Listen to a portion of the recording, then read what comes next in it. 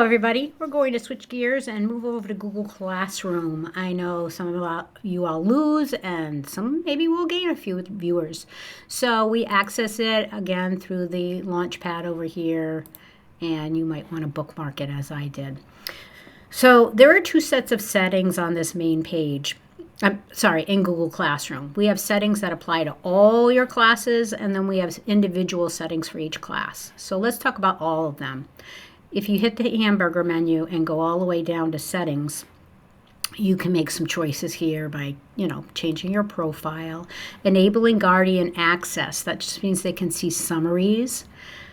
Email notifications, you definitely want to decide how you want to handle emails. If you leave them on, I will tell you that if you have a whole class of students, you will be getting tons and tons of emails depending on how often you post assignments. So I, in fact, might want to turn some of these off, but you can look individually at what they all say and decide what you want for in terms of email.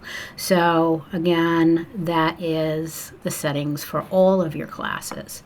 Then let's go back to the home page. Let's go into individual ones. Before I move away, though, you can create a class here or join a class here. You can teach students to join classes by hitting that plus button.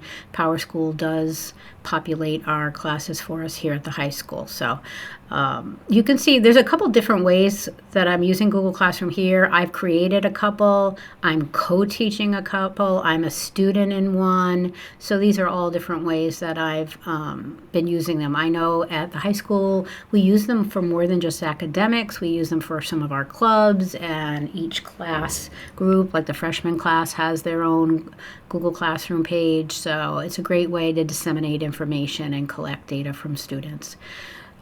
Let's get into a specific class now and look at the settings. So this is called the stream, our main page. You can customize it by clicking this little icon here and changing some things. You can look at that at your leisure. But here is the settings gear. So again, there are things you can write in. You can link your grading system. We're experimenting with that for our second marking period here right now. When you want students to join, if you get students mid-year, I'm going to close this out for a minute, and want them to join your class quickly, on the stream, you can just click this button and it will show it to any new student. You can also add students by going to the people page and just clicking add and searching for them through the database. You can do the same thing by adding co-teachers if you have special education teachers working with you, or the paras who work in your classroom. You might want to add them there so that they have access as well. But let's go back to our settings gear. These two here are probably my most important ones when I'm setting up a classroom. In the stream, it's a place for conversation if you want it to be. Now, when I was teaching 5th grade, I did not want that because students very often wouldn't use it appropriately. So we changed it to only teachers can post or comment. Since I was teaching digital literacy, we had some lessons on how to comment, post properly, and we turned it on after that, and I would give them grades on how they would use it. But again, my suggestion is to turn that off initially. The other thing I turn off, and this is completely preference as well, is I don't like when I post an assignment for it to appear on my main page. I know that it's always going to be in my classwork tab, so I prefer my stream just to be for announcements. And I always say, kids, if you want to know what I'm posting for classwork, you need to go to the classwork tab. And again, that's teacher choice. Guardians can have access to summaries if you're hooked up with PowerSchool, and you can see examples of that.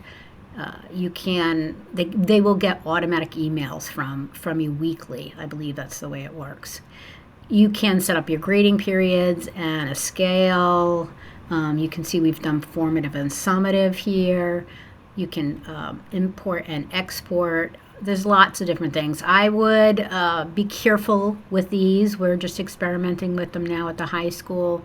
What we've done until we figure this all out specifically is we've simply had teachers from the grading tab, and I don't have any class grades right now, but from the class grades you can highlight and copy and then post them over into PowerSchool. So it is a double step, but it's doable.